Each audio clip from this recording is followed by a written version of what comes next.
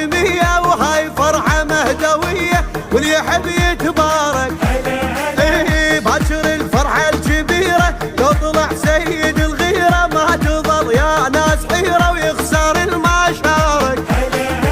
هذا فرح